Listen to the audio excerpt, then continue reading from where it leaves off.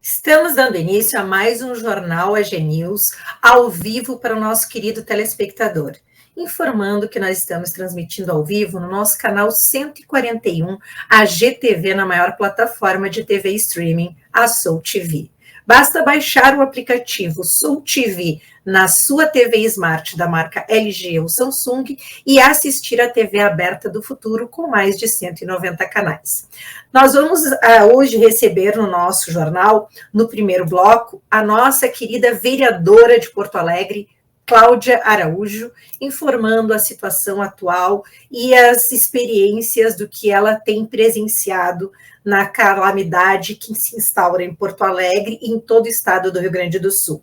Teremos depois também a presença de Nayan Meneghetti, mostrando um jovem que tem feito um trabalho honroso como voluntário bombeiro nas ruas e salvando vidas.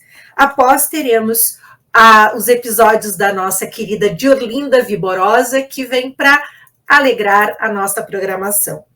Após os comerciais, teríamos os comentários de esportes com Fausto Grezani e o Ernest, com o convidado, advogado do ramo desportista, Alexandre Lopes. E, em seguida, o clima-tempo para o nosso telespectador. Então, vamos dar início hoje à programação com a presença especial da nossa vereadora de Porto Alegre, Cláudia Araújo. Seja bem-vinda, Cláudia. Obrigada, Andréia, obrigada por poder estar aí contigo, trazendo um pouquinho da nossa realidade, que é tão triste nesse momento, né? Onde milhares e milhares de famílias aí estão desabrigadas, perderam tudo, muitas em abrigos, muitas em casas de familiares. A situação realmente é bem difícil, bem complicada. É verdade, a gente que fica sempre muito honrado com a tua participação, pois a gente acompanha o teu trabalho, tu és uma vereadora que realmente não está agora na rua, você está sempre na rua atendendo a população, fazendo um trabalho diferenciado com amor ao próximo, que é esse trabalho da Associação Beneficente Amor ao Próximo, que já está há mais de 10 anos aí atuando. Há 14 anos, olha, tu vê, um trabalho que a gente vê a solidariedade e o empenho que você mobiliza pessoas, não só agora, mas constantemente. Fala um pouquinho, vereadora, do que você tem presenciado, das situações, vocês estão tendo apoio real também do próprio governo, da prefeitura ou de outros órgãos? Conta um pouquinho para a gente.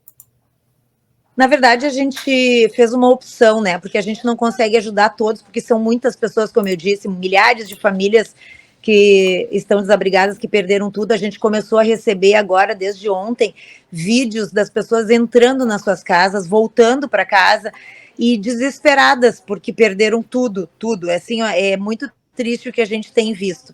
Então, a gente optou por ajudar as famílias que estão sendo acolhidas por famílias, por pessoas em outras cidades aí, em outros municípios. Eu tenho parente em tal lugar, eu posso ir para lá, mas a gente é 10, 12, 15 pessoas, a gente não tem condições, porque a gente também não está trabalhando, não tem condições de se manter. Então, essas são as pessoas que a gente optou em ajudar.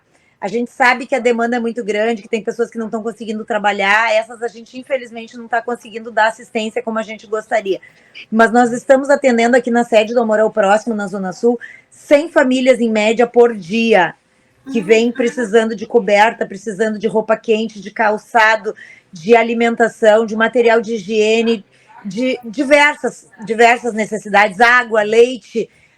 Então, assim, realmente, brinquedo, as crianças pedem brinquedo, porque perderam tudo. Então, assim, ó, é muito triste. A gente procura fazer o máximo, mas tá bem difícil. A gente está conseguindo, com certeza, com a ajuda dos amigos, atender a maioria das pessoas. A gente cadastrou a ONG Amor ao Próximo para receber algumas doações do município, mas não é assim a quantidade que a gente precisa. A gente tem parceiros da maçonaria que estão nos ajudando, muitas lojas maçônicas estão nos ajudando a ajudar. Nós temos alguns parceiros de fora de Porto Alegre que estão trazendo, através de carretas, alguma coisa, mas chega aqui e sai. É uma coisa assim absurda o que a gente necessita e o que a gente entrega. Meu telefone não para, né, Andréia? Milhares de pessoas, assim, a Record também colocou o nosso contato, então o pessoal liga direto para a gente pedindo ajuda. Sim, mas é importante a gente salientar, vereadora Cláudia Araújo, que é o momento de a gente ter pessoas como referência como você, que eu conheço e sei da seriedade como atua e como trabalha. Então, é muito importante essa questão que tu me colocaste agora aqui a público, dessa solidariedade também para essas famílias que não estão tendo apoio. Por quê? Quem está no abrigo tem uma estrutura que já está sendo, né, atendida, mas essas famílias que acabaram se unindo, estão ali com 10, 15 pessoas numa mesma casa. Mais os animais, né? Mais os animais. Estão sem realmente condições financeiras para poder se reestruturar, até porque o trabalho, muitas vezes, dessas pessoas que são autônomas, tem gente que trabalha no centro, perdeu, não está conseguindo acessar o centro. Tem várias ações assim, de pessoas que não tem como trabalhar remoto, que não tem como voltar para o emprego, então realmente é bem complicado. Então, essas famílias podem entrar em contato e fazer um cadastramento para participar do apoio. Tem que me mandar mensagem pelo WhatsApp, que é o 51999661283, e a gente vai selecionar. A gente só está conseguindo entregar para quem vem buscar na Zona Sul de Porto Alegre, tá? Então, assim, eu sou de outro lugar, sou de Novo Hamburgo, sou de São Leopoldo, não tenho acesso, não adianta me chamar, porque infelizmente eu não consigo ajudar nesse momento, né? Então, agora a gente está ajudando as pessoas que conseguem vir na sede buscar o que está precisando. Aí a gente consegue. Então, liga para o WhatsApp, manda mensagem para o WhatsApp. Qual WhatsApp, vereadora? 51 tá. 99966 99966 1283. 1283. Vamos colocar aqui na tela. Vamos trazer... Quero te parabenizar aí pela informação que tu traz. Tu vem desde o início, desde que a gente estava lá nos primeiros dias, lá na água, a gente fez direto de lá do Lami uma reportagem contigo, trazendo informação. Então, assim, é muito importante o trabalho que tu realiza na GTV, trazendo informação para as pessoas, orientando onde elas buscam apoio também, porque ninguém faz nada sozinho, a gente só consegue ajudar pessoas se a gente estiver junto. A informação com a assistência, né? Exato. Muito obrigado pelo reconhecimento, vereadora, porque realmente é um trabalho, inclusive, que para mim foi sofrido ter que trazer notícias dessa situação catastrófica que nós estamos vivendo, porque eu gosto de trazer aqui no jornal situações benéficas, pessoas que estão, né, fazendo a diferença, trazer oportunidades, e é doloroso ter que comunicar a situação da tragédia que nós estamos vivendo, mas eu percebi que era importante ser mais um veículo mostrando quem estava na linha de frente, fazendo realmente alguma coisa. E a vereadora realmente, como sempre atua, e eu sou uma admiradora, era importante trazer aqui no jornal. Eu quero repetir novamente, vereadora, aqui o WhatsApp é da vereadora Cláudia Araújo, 5199966. Esse é o WhatsApp do Amor ao Próximo, tá? Esse é o WhatsApp do Amor ao Próximo, que está realizando esse trabalho que já realiza há mais de 14 anos, como a vereadora acabou de falar, recebendo e ajudando com alimentos e roupas que necessitem a população que vir buscar, né, vereadora? Sim, exatamente. É só entrar em contato, a gente vai alinhando. Às vezes a gente demora um pouquinho para responder, porque são muitos, era 3 horas da manhã, eu estava respondendo pessoas que estavam me chamando, precisando de ajuda. Então, realmente, a gente tem dormido pouco, trabalhado muito, mas fazendo o possível para ajudar o maior número de pessoas. Perfeito. E, vereadora, nessa questão que você presenciou, nas regiões que você viu essa catástrofe e você esteve acompanhando, é algo jamais visto, né? Você Sim. que está sempre nas ruas, você conhece a cidade. É uma grande catástrofe climática, não existe, não tem explicação para o que aconteceu. E a minha preocupação é que a gente volte a passar por isso se a gente não conseguir alinhar algumas ações. né, principalmente a nível federal, que nos ajude financeiramente, porque sozinhos nós não vamos nos restabelecer. Só para limpar a cidade de Porto Alegre, nós precisamos de 100 milhões. O governo federal nos deu 6 e achou que nos deu bastante. Então, realmente, assim, ó, se a gente não tiver ajuda forte do governo federal, a gente não vai conseguir reerguer a nossa cidade, o nosso estado. Então, a gente precisa que eles nos apoiem de forma como nunca foi, porque as demandas são imensas, as necessidades maiores ainda. Nós temos cidades, municípios do interior do estado do Rio Grande do Sul que simplesmente não existirão mais. Terão que ser realocados para outros lugares porque não tem como reconstruir. A situação é muito crítica, é muito dramática. Então, a gente precisa que o governo federal apoie de uma forma assim, ó, como nunca vista, porque senão a gente não vai conseguir erguer de uma forma mais rápida.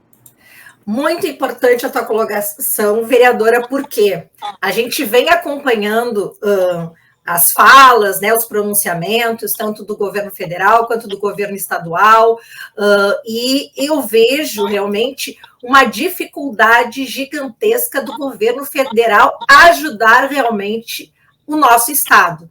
Eles vieram aqui, falaram, mas nós não precisamos que falem, nós precisamos que façam. A gente precisa de ação e essa ação tem que ser imediata. As pessoas estão sem nada, perderam tudo.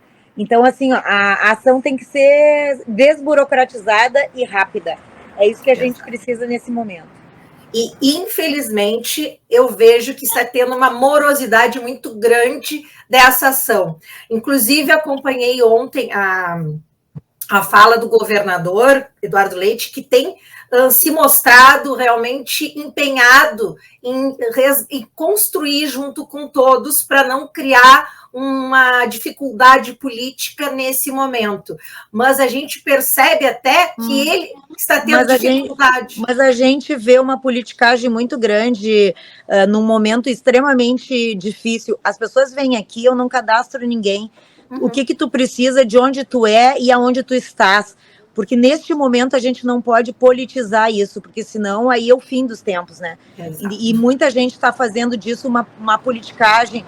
É um ano de eleição, um ano difícil, um ano que o oportunismo impera, e é muito triste quando as pessoas usam da dor das pessoas para se fazer politicamente.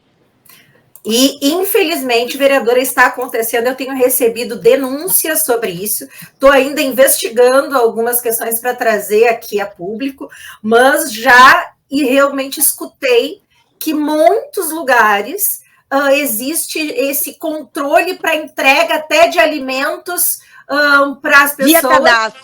Via cadastro, e ainda dizendo que o cidadão civil não pode entrar e ajudar.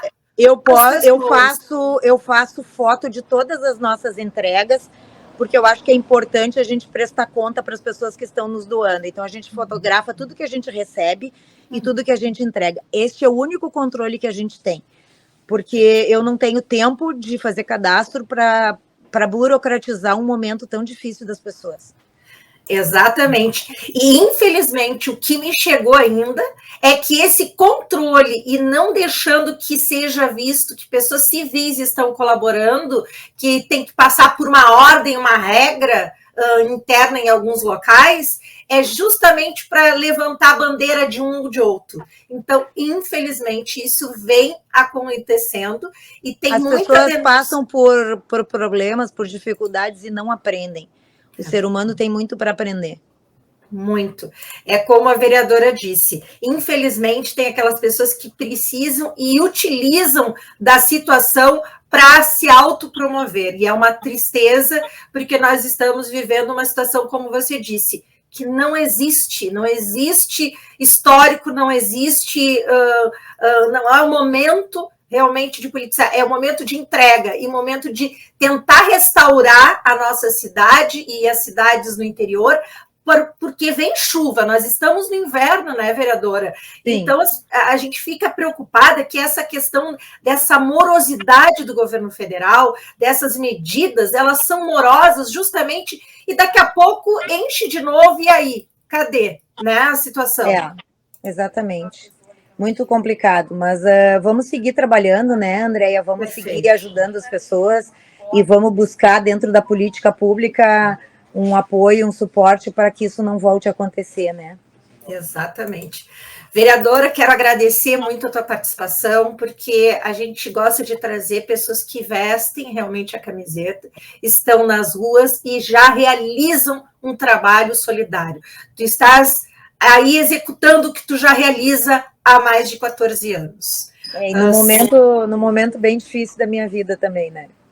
E, inclusive, eu estava até delicadamente, não queria tocar, mas eu gostaria aqui novamente de te dar meus sentimentos, porque é o momento mais incrível da vida do desafio, onde eu, numa semana, tive te abraçando da perda da pessoa mais, né, uma das pessoas, porque tem teus filhos, mas da pessoa que era o teu companheiro, uma situação inacreditável da perda dele, né, da partida. 30 dias agora.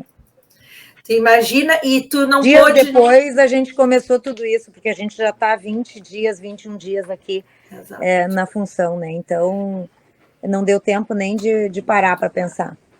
Nem... É que a gente pensa, né? Deus talvez tenha te colocado nessa missão para te não viver tanto a dor da partida e saber que Ele está junto contigo, te fortalecendo.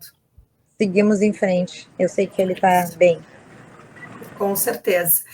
Minha vereadora amada, te deixo aqui um espaço para te despedir do nosso telespectador. Eu sei que tu está aí empenhadíssima e esperando aqui para poder terminar. Eu sei. Mas só quero te agradecer por poder trazer essa mensagem e mostrar o teu empenho, a tua dedicação aí com amor ao próximo e também como representante do povo. Eu quero dizer assim, ó, que ninguém faz nada sozinho e a gente tem um grupo muito grande de voluntários nos ajudando aqui do amor ao próximo. A gente está há 20 dias incansavelmente paleteando alimentos, montando cestas, fazendo sanduíche, fazendo quentinha. Eu queria deixar aqui o meu agradecimento para os nossos voluntários, porque sem eles a gente não consegue fazer nada. A gente precisa muito de doação, a gente precisa muito de ajuda para poder seguir ajudando, mas sem os nossos voluntários nada acontece.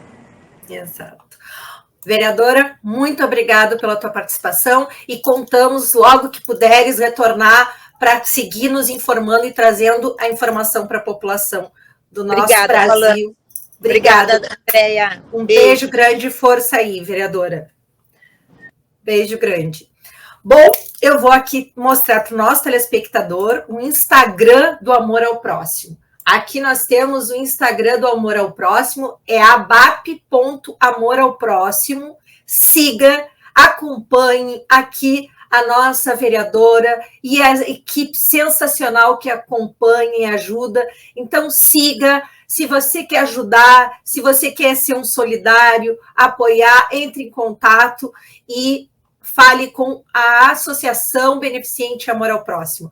Essa eu sei que realiza um trabalho já há anos e entrega a verdade e faz o trabalho chegar na população que necessita.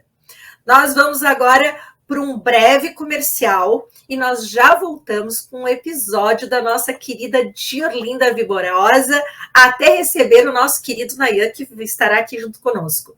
Já voltamos, não saia da telinha.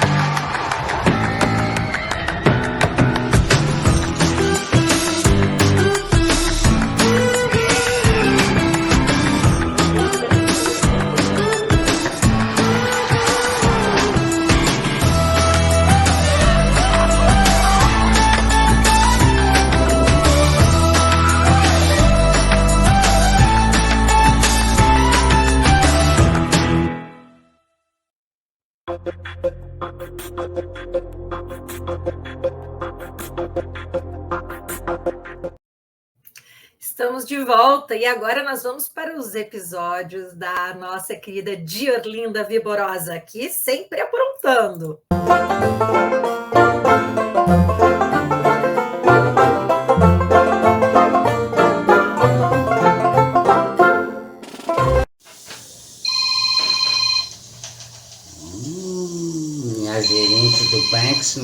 bom sinal. Mas vou atender. Alô? Alô, Diorlinda? Sim, sou eu. Oi, Diorlinda, tudo bom? Aqui eu sou a gerente do banco, como você está? Oi, querida, tudo bem? Estamos aí enfrentando um pouquinho de dificuldades, né? Devido a essas tragédias que aconteceram. É verdade. Mas eu tô firme e forte, eu também levei tive alguns problemas financeiros com um ex-marido meu. Certo. Entendeu? Mas agora tu está na TV, né, Diorlinda, no canal 141 da GTV. Eu tenho acompanhado, dou muita risada. Ai, que legal, muito bom que você tá vendo. É um acalento nesse momento. Ai, que então, bom, eu fico querida. Me aguardando. Sim, eu vou passar semana que vem aí pra gente conversar, né? Pra gente ver um jeito de eu poder parcelar, né? Ok, então... Pedalar, como dizem por aí, né? Mas é o jeito que eu tenho pra fazer. Tá bom então, querida. Obrigado. Tchau, tchau. Tchau. E agora? Esse Juan me deixou com umas dívidas, né? Agora eu vou ter que me virar mais que nos 30. Mas é isso. Sou mulher, sou guerreira, sou brasileira, sou gaúcha. Tá bom? Meus filhinhos lindos. Tchau, tchau.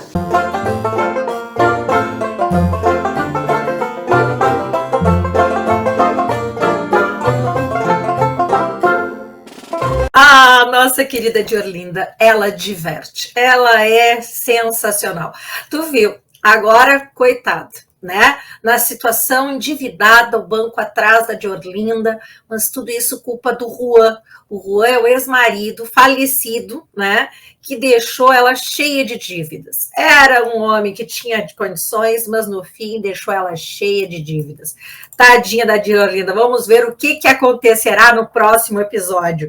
Vocês vão acompanhar, porque agora a Diorlinda faz parte aqui da descontração aqui na nossa programação.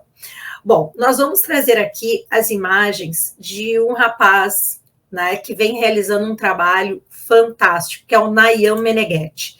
Eu quero falar um pouquinho de Nayan Meneghetti, porque ele é fotógrafo, ele é jornalista, repórter, bombeiro civil e todas essas funções. E ele esteve atuando na linha de frente, trouxemos ele ao vivo, à noite, atuando, né, quase com a água no pescoço, né, salvando vidas. E ele até, inclusive, me falou depois que a pessoa que ele estava aquele dia, se ele não tivesse resgatado, não sei o que seria.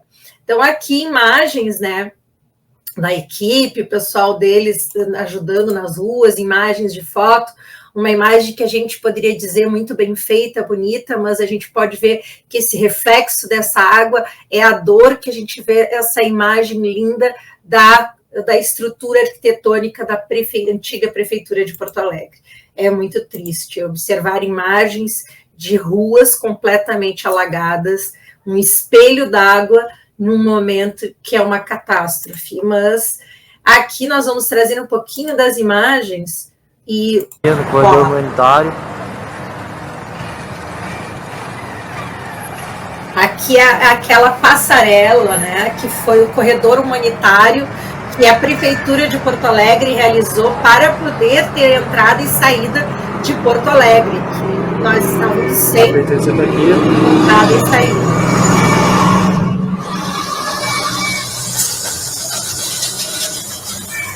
O viaduto fica lá sacudindo quando passa os caminhões aqui. Parabéns ao prefeito, ao O voluntário daqui cenário é isso. Pessoas na rua lavando a loja, tentando salvar alguns produtos.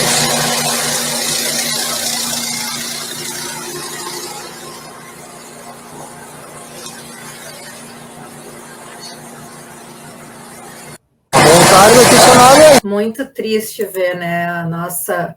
Olha só, que imagem tocante, né, a nossa bandeira do Brasil no meio desse lodo. É uma situação que a gente jamais imaginaria. Com a correnteza da água que tá vindo aqui, logo, logo, a gente vai conseguir ter mais ruas sem água. Aqui, quem pode ver, é a entrada dos barcos de passeio turístico, Cisne Branco, etc. Bom, vamos trazer aqui Nayan. Nós estávamos mostrando a rede social, mas Nayan vai entrar aqui junto conosco. Seja bem-vindo, Nayan. Tudo bem, Andréia? Tudo bom? Bom, nós estamos aqui com Nayan, nós estamos comentando que você vem realizando um trabalho incrível, solidário, como bombeiro, atuante, registrando os momentos, mostrando através da tua rede social a restauração, os momentos que a população está começando a retornar. Conta um pouquinho para a gente como é que foi, digamos, o sentimento de tu vivenciar e saber que tu salvou, a gente estava ao vivo, e que tu salvou uma família, não uma, várias, nesse socorro que você prestou. Conta um pouquinho como é que foi o sentimento, Nayan. Inclusive isso que você falou, Andréia, se você for lembrar daquele programa que eu estava ao vivo aqui, na madrugada, na noite, exatamente ali onde eu estava, era na frente da UPA da Rio Branco, né? Quem puder procurar na internet aí vai ver que ali foi uma área que minutos depois ali alagou tudo, e provavelmente alguma daquelas pessoas que eu estava salvando ali durante aquele momento ali, se eu não estivesse ali, poderiam ser óbitos confirmados hoje em dia. Então, pelo menos ali eu tenho quase certeza que as pessoas que eu estava salvando provavelmente são pessoas que hoje eu posso dizer que eu salvei, né, com certeza. Mas a minha equipe está na rua desde o dia 30 fazendo resgates em Porto Alegre, Eldorado do Sul, Canoas. E é impressionante a devastação, né, Nayan? Tu que já atua como bombeiro, conhece, né, as regiões aos quais vocês têm liderado esses resgates, é uma coisa jamais vista, né? Com certeza. Eu, em setembro e novembro desse ano, do ano passado, né, eu tinha atuado em outras cidades. Eu fui em Eldorado do Sul, Roca Salles, Mussum. Em janeiro desse ano, eu fui cortar árvores aqui em Porto Alegre, né, quando deu aquele em Porto Alegre. Então, Canoas, para mim, eu escolhi Canoas esse ano e não Eldorado do Sul, eu escolhi ano passado, porque Canoas é uma cidade que eu conheço, por já ter trabalhado numa rádio lá e já ter feito trabalhos lá, então eu conheço Canoas, então é um terreno que eu sei operar melhor do que um terreno que eu não conheça. Então, a gente trouxe hoje o Nayan aqui para registrar um pouquinho. Nós estávamos mostrando a tua rede social, Nayan, e pedindo que o telespectador acompanhe, porque tu vem realizando um trabalho diferenciado. A tua equipe está de parabéns. A gente fica muito feliz de ver pessoas como vocês que arriscam a vida, porque estão ali realmente salvando vidas. Então, a gente fica muito feliz com a tua participação e que a gente possa te trazer novamente das ruas, mostrando, entra em contato conosco para que a gente possa estar sempre mostrando esse trabalho e parabenizando o que você vem realizando aí. A gente segue aqui na nossa programação, nós vamos para um breve comercial e logo retornaremos com os comentários de esportes. Nayan, deixa uma mensagem para o telespectador. Olha, a mensagem que eu posso passar para vocês é que, apesar de tudo isso, a gente ainda vai se reerguer, vamos sair dessa lama e voltar a ser feliz novamente. E a única mensagem que eu posso deixar é que, quem puder, né, cuide que na próxima a gente ter lugar já preparado para evacuação. Então, vamos pensar assim, se der outra calamidade dessa, eu vou para casa do meu irmão, meu filho, algum parente próximo, que eu já tenho uma rota de fuga estabelecida para, na hora de qualquer trabalho como esse, nos ajudar também a saber para onde levar vocês. Muito boa colocação, né? É muito importante, porque realmente nós precisamos aprender, nós gaúchos, brasileiros, que isso já se torna uma necessidade, a gente saber ter o plano B. Tu falaste uma coisa muito importante, a gente precisa ser treinado a entender que essas ações climáticas estão aumentando, é como nos Estados Unidos. Existe nos Estados Unidos, a gente tem umas coisas nos Estados Unidos, Japão e China, né, que é o que a gente chama de B, que é, não sei falar em inglês, mas é mais ou menos bug out, né, que é alguma coisa bag, que é uma mochila de vazão que tu prepara para de 1 dia até 3 dias equipamentos. Então, tu bota roupa, alimentos, etc. Dias de sobrevivência, que, por exemplo, qualquer ação como está acontecendo agora, eu pego essa bolsa, entro no barco ali do resgate, eu vou para algum lugar, eu tenho 3 roupas ali, eu tenho alimento para 3 dias, eu tenho equipamento para poder sobreviver durante 3 dias no mínimo. Nayan, eu tenho uma mochila dessa preparada para 3 dias de sobrevivência em qualquer local. Boa colocação, acho que isso é uma medida que nós vamos ter que começar a aprender e a entender que, é como tu disse, o importante é a gente salvar a nossa vida, é saber para onde ir, porque nessa situação eu sei que muita gente não quis sair das suas casas, não quis sair dos lugares, e isso acabou se tornando um risco maior, inclusive um trabalho dobrado para todas as pessoas, inclusive os civis, retirarem novamente essas pessoas que ainda demoraram a querer sair de casa, né, Nair? Sim, e também tivemos um outro problema que, assim, ó, a primeira cheia que teve começou a baixar e algumas pessoas foram para casa para começar a limpar as casas. E nisso veio a onda da chuva que acabou alagando algumas partes de novo. Então, tiveram pessoas que eu tive que resgatar uma segunda vez. Exatamente. Então, infelizmente é isso. Algumas pessoas, quando viram que a água estava baixando, resolveram por conta própria voltar para casa e foram pegas na segunda onda de chuva e acabaram segunda vez tendo de ser resgatadas. Assim como a senhora falou, teve pessoas que preferiram ficar em casa por medo de ser roubado, por medo de várias... Nayan, muito obrigado pela tua participação. Nós vamos para um breve comercial e depois daríamos seguimento aos comentários de esportes e hoje a presença do advogado desportista Alexandre Lopes. Nayan, um beijo grande, parabéns pelo trabalho, é sempre muito bem-vindo aqui na programação trazendo informações. Um beijo e boa sorte aí sempre atuando como vocês têm feito aí, que é muito importante para a nossa população. Até logo mais. Não saia da telinha.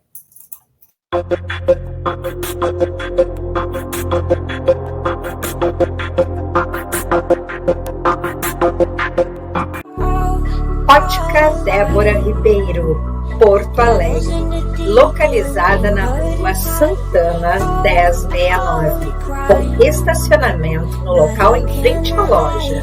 Débora Ribeiro, empreendedora do ramo setor óptico, atende como especialista em visagismo, pois através de muitos cursos se aprimorou para atender com qualidade e diferencial o seu cliente.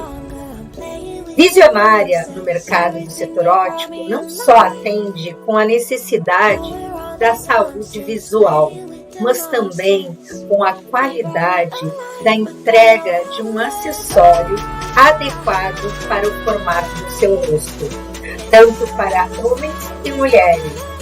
Procure Débora Ribeiro e faça sua consulta de visagismo, tanto fisicamente na loja quanto online. Débora Ribeiro atende todo o Brasil e está à disposição para lhe fazer conhecer os seus pontos positivos no seu olhar e no formato do seu rosto. São multimarcas, marcas renomadas que você encontra nas óticas Débora Ribeiro. Venha conhecer a Ótica Débora Ribeiro. Profissionais especializados prontos para lhe atender e fazer com que você saia satisfeito com o seu óculos.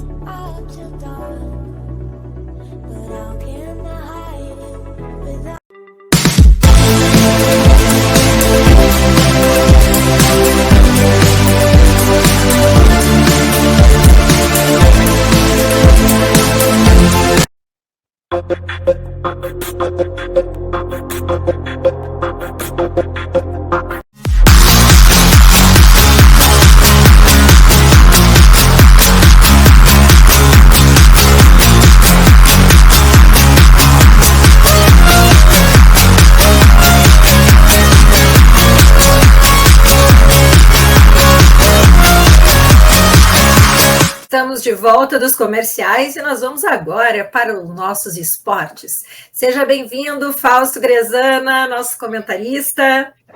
Olá, bom dia a todos, boa tarde para quem já almoçou. Bora comentar aí sobre essa semana que está mais próxima de um retorno da dupla Grenal às atividades aí. E também uma semana de Copa do Brasil, né? Tem jogos no meio de semana pela Copa do Brasil. E hoje nós temos um convidado especial, Alexandro Lopes, que é advogado desportista, também trazendo informações e trocas junto conosco aqui nos esportes. Seja bem-vindo, Alexandro Lopes. Muito obrigado, boa tarde a todos. Boa tarde, Alexandro. Estamos aqui ao vivo para o nosso telespectador, inclusive... dando início, né, o nosso comentarista Ernest não conseguiu estar aqui junto conosco agora, mas pode ser que ele esteja mais tarde. Ele entre aqui junto conosco para fazer esse bate-papo.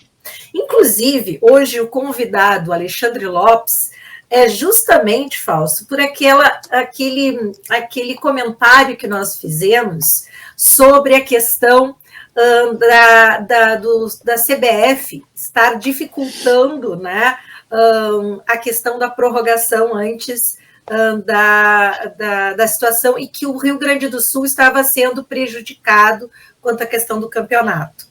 Então, nós resolvemos trazer, lembra aquela questão de a gente fazer a divisão do campeonato gaúcho, e aí a gente pensou, vamos trazer um advogado para conhecer, entender essa questão da legislação, do que é possível, do que não é possível. Então, gostaria que o nosso comentarista de esportes iniciasse falando sobre a sua análise inicial aí de esportes, e depois o Alexandre falando um pouquinho sobre essa questão de direito, sobre o direito, o que é possível, o que não é.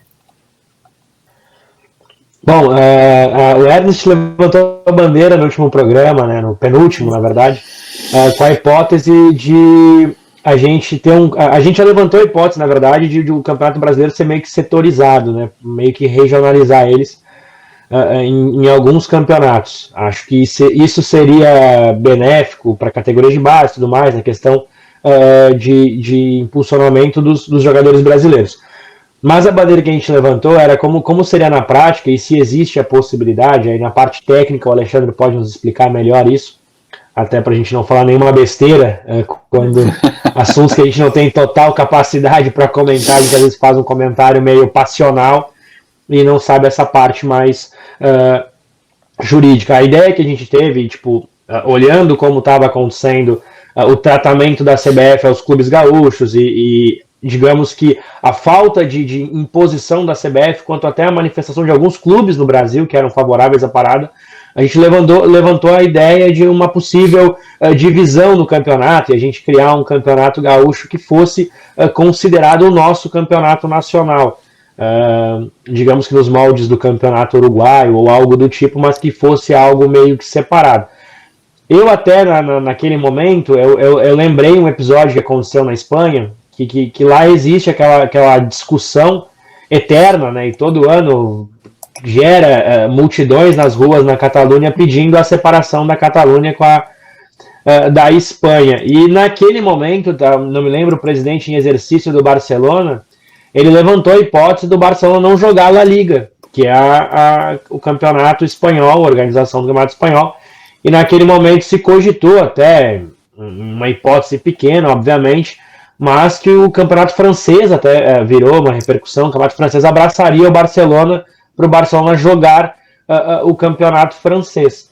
Então, a dúvida que a gente tem é o quanto isso impacta nos clubes, se existe alguma coisa que possa fazer isso acontecer de maneira jurídica e o quanto a questão de estar no Brasil dificulta essa questão de dentro do próprio Brasil um estado meio que se tornar independente e criar seu próprio torneio independente. Essa era a nossa grande dúvida. Eu vou deixar agora isso como uma pergunta e depois a gente comenta mais algumas coisas sobre esporte também. Claro, certo. Prazer conversar contigo, Fausto. Realmente, qualquer tipo de pessoa, inclusive torcedor, hoje tem essa grande dúvida.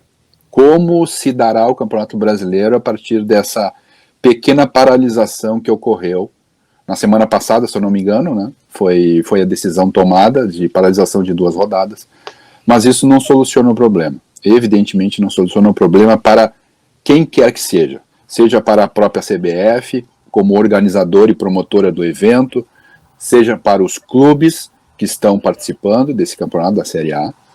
O que causa estranheza até agora é essa inação do senhor presidente da CBF, porque o próprio estatuto da CBF lhe confere poderes.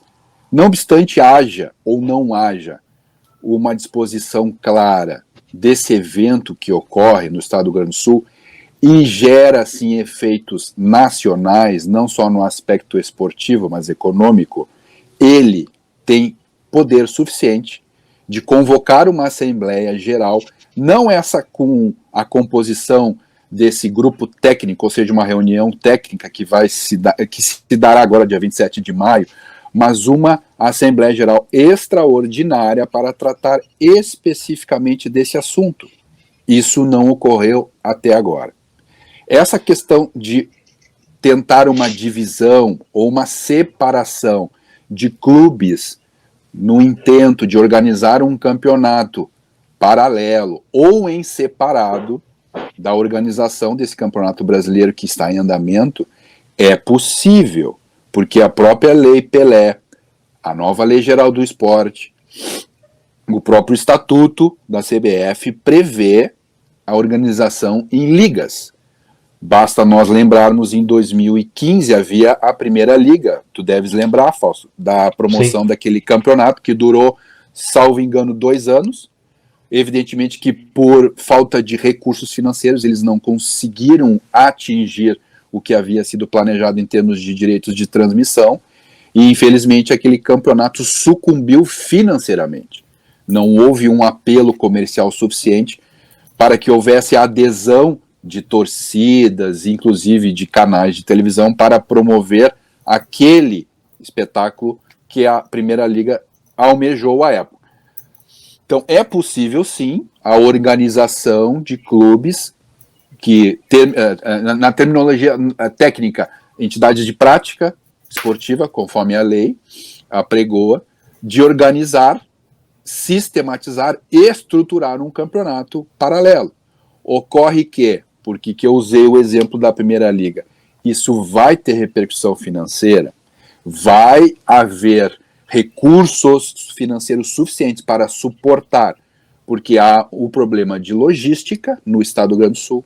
Os clubes que aderirem a esse campeonato paralelo deverão apresentar os seus equipamentos para a disputa, para não sobrecarregar um equipamento, por exemplo, de disputa, porque não podemos esquecer que qual é o principal equipamento para o futebol? É um estádio. Então nós temos hoje o problema dos nossos 2 grandes estádios aqui no estado. Eu não estou, evidentemente, abordando o Juventude, que é o 3º clube diretamente afetado, mas evidentemente que ele tem os mesmos direitos e os mesmos interesses da dupla Grenal. Então, os equipamentos estão comprometidos, que é um instrumento de desenvolvimento do futebol. Vamos agora, para ter alguma certa lógica também de debate, é importante trazer também, André e Fausto, o momento que nós estamos vivendo dentro do escopo jurídico. Nós temos um decreto de calamidade pública decretado pelo Estado e ratificado pelo governo federal, porque é assim que está previsto na lei. Nós não podemos pensar em qualquer ato ou movimento sem uma interferência ou sem uma participação do poder público no que diz respeito à lei. Isto é, nós estamos debaixo de uma situação jurídica chamada calamidade pública. Ou seja, todas as medidas dentro, inclusive, do esporte, elas devem ser excepcionais. Nós não podemos nos basear através de um episódio que é inédito no estado do Rio Grande do Sul para buscar soluções. Nós temos de ter criatividade acima de tudo. Então, é possível a criação de uma liga, é possível a organização de clubes para a promoção de um campeonato em paralelo ou em separado. Entretanto, tem essa questão da gestão para obter os recursos. Tem a questão do equipamento a ser utilizado para este campeonato. Ele será um equipamento? Será um equipamento privado? Será um equipamento público? Existe o Cadastro Nacional de Estádios de Futebol, que é, evidentemente, monitorado pela CBF.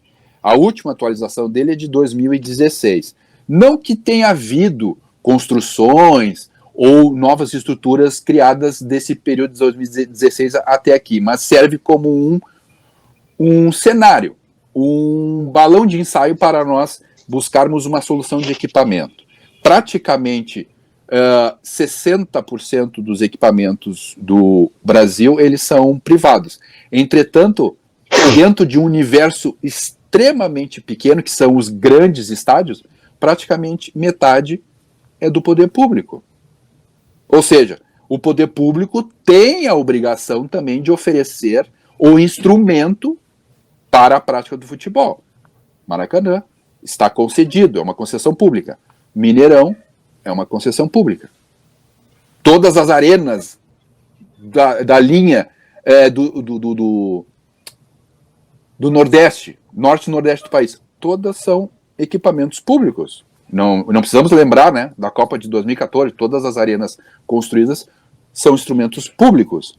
Ou seja, o Estado ele tem uma obrigação paralela, evidentemente, que a CBF, também de municiar essa questão do equipamento para a promoção do futebol, para a prática do futebol. Então, é uma questão complexa, não basta apenas os clubes se mobilizarem, que é o que aconteceu, através de uma dessas ligas, né, que está em movimento há alguns anos, por aquele aspecto maior de direito de transmissão, não entrarei em detalhes e não vou nomear, mas uma dessas ligas abraçou a causa dos clubes aqui do Estado do Rio Grande do Sul, no sentido de pressionar a entidade promotora e responsável pela prática do futebol no Brasil, deste campeonato que está sendo discutido, pela inação, porque ela não se movimentou.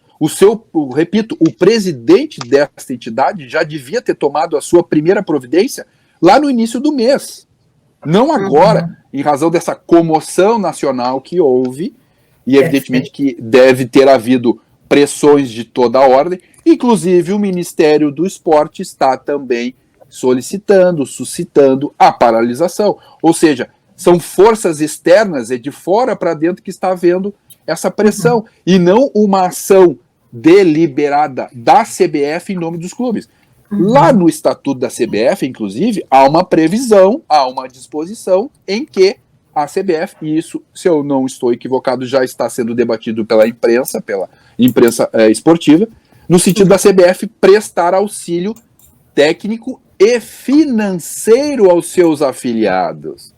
Até agora, a CBF também não acenou em nenhum sentido qualquer tipo de auxílio financeiro, e está previsto no seu estatuto que a CBF pode colaborar quando for necessário prestar auxílio técnico e financeiro.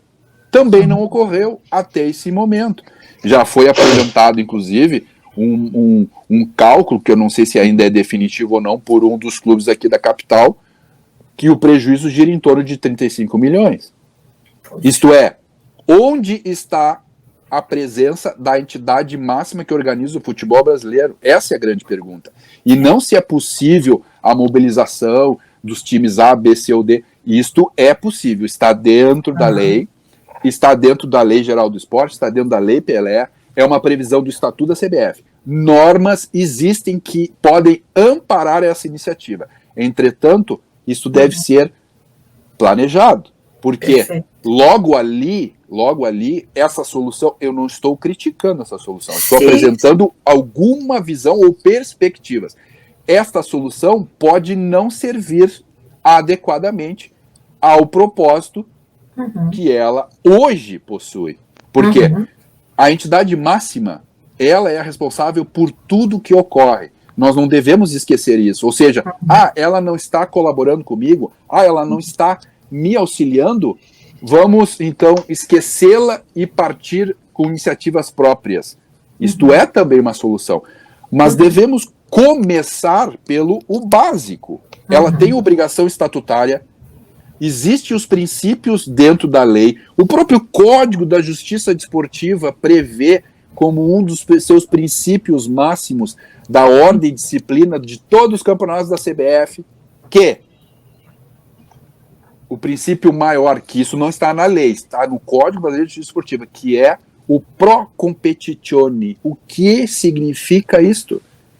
Integridade, a equidade e regularidade em nenhum campeonato.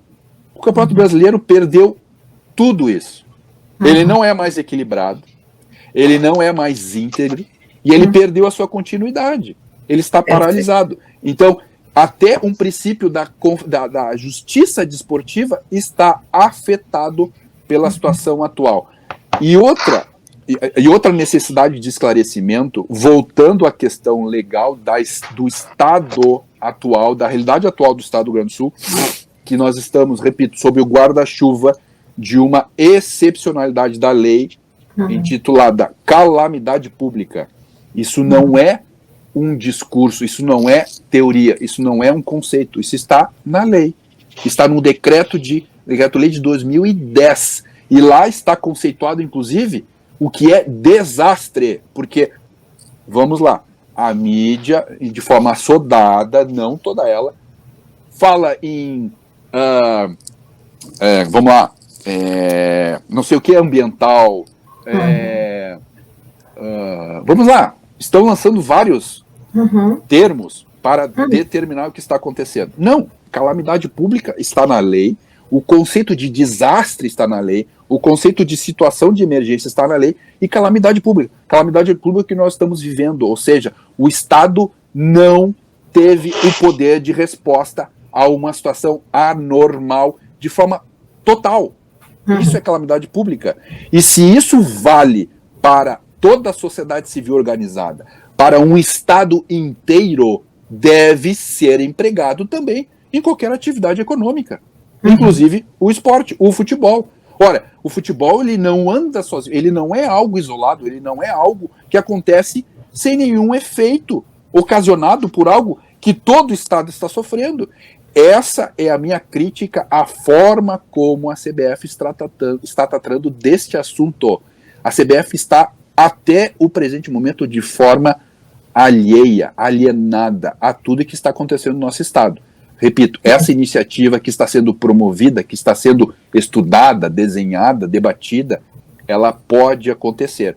Entretanto, nós devemos pensar de médio a longo prazo e não apenas de forma instantânea, imediata. Ou seja, não estamos jogando, precisamos jogar. Não é isso. Tem de haver um planejamento, afinal há um calendário a ser atendido pela própria CBF. Ora, esses mesmos clubes estão também inseridos na Copa do Brasil. A Copa do Brasil não parou.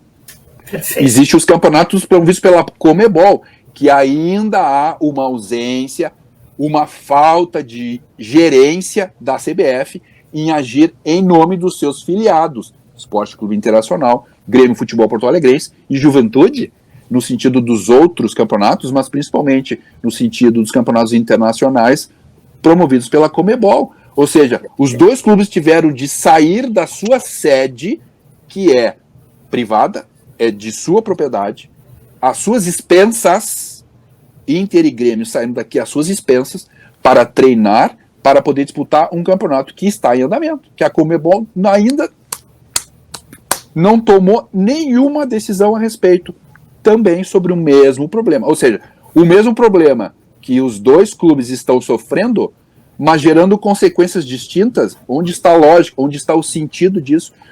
A administradora do futebol em nível nacional lançou uma decisão parcial e a promotora de torneios latino-americanos, vamos colocar assim, ou da América do Sul, não tomou nenhuma decisão até agora, obrigando esses dois clubes a disputarem, porque todos nós sabemos, lá nas aulas de educação física, se os dois clubes não se apresentarem, acontece o quê? O famoso VO. Então, é muito complexa a situação, existem alternativas legais, Mas só a lei não resolve. Perfeito. A lei, ela é um instrumento, mas os líderes, os gestores, eles devem pensar, planejar para o futuro, médio e longo prazo, porque todos os efeitos que nós estamos vivendo hoje, eles se alastrarão no tempo, eles se prolongarão. Então, as decisões de hoje, elas não podem ser repentinas, emocionais, sem planejamento, desculpa a expressão, até de forma irracional. Nós temos que ter a razão para centrar toda espécie de decisão. Perfeito. Alexandro, tu sabe que é muito importante o que tu estás colocando, porque é exatamente um advogado desportista que tem o conhecimento para nos esclarecer. Essa questão desse tema que a gente colocou, inclusive, um pouco indignados com o descaso do CBF, seria para o futuro, realmente. Tu já nos deste esse esclarecimento, que é possível, que é viável sendo planejado.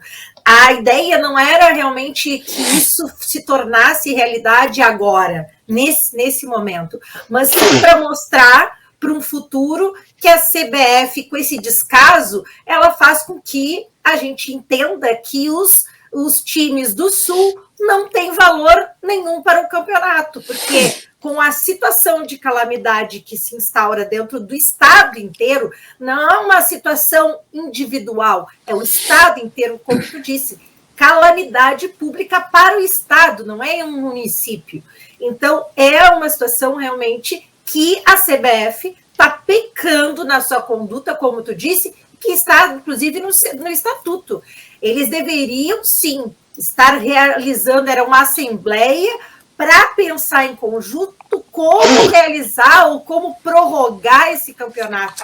Não imaturamente apenas dar 2 semanas aí de folga, realocar o time, como se nós fôssemos 2 ou 3 times objeto. A gente te coloca para treinar lá no outro time, como tu fala, né, no teu equipamento, a gente te coloca para treinar lá no equipamento do outro, a gente te coloca o outro time lá no outro e tá tudo bem. Não tá tudo bem, não. São times fortes que representam também o Brasil dentro da sua estrutura estadual, né, digamos, Inter e Grêmio e Juventude, não podemos esquecer, mas são a referência do Rio Grande do Sul. São a bandeira de 2 times do Rio Grande do Sul. Então, essa conduta da CBF demonstra um descaso para o esporte do Sul. Então, é essa questão da revolta que nós te trouxemos a debate, Alexandre, num outro momento, com o Ernest, que não está aqui junto conosco,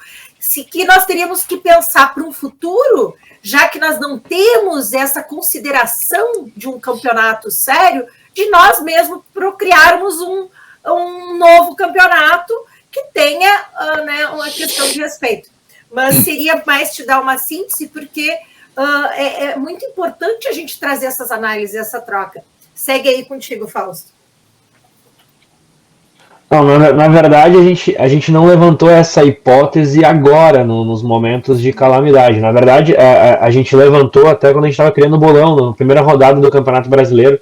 A gente entrou numa teoria meio mirabolante, que é a teoria que eu acho que o Campeonato Brasileiro ele não privilegia grande parte dos clubes. E acho que, olhando para um cenário nacional, a gente está num momento de defasagem de produção de atletas. Eu até fiz um comparativo com a Argentina, que tecnicamente deveria produzir menos que a gente, porque a gente é mais extenso, tem mais estrutura, mais poder financeiro que os nossos irmãos, e a gente vê o desenvolvimento dos atletas sendo maior de produção mesmo, de jovens se profissionalizando e crescendo no futebol argentino de maneira mais agressiva do que no futebol brasileiro. A gente vê clubes europeus optando por contratar argentinos e não brasileiros a longo prazo. A gente tem o sucesso do Vinícius Júnior, a gente tem... O Uruguai também, Fausto, pode colocar exatamente isso agora. Pode colocar nesse universo, porque é um país extremamente... Pequeno, né? Pequeno, vamos colocar dessa forma, pequeno.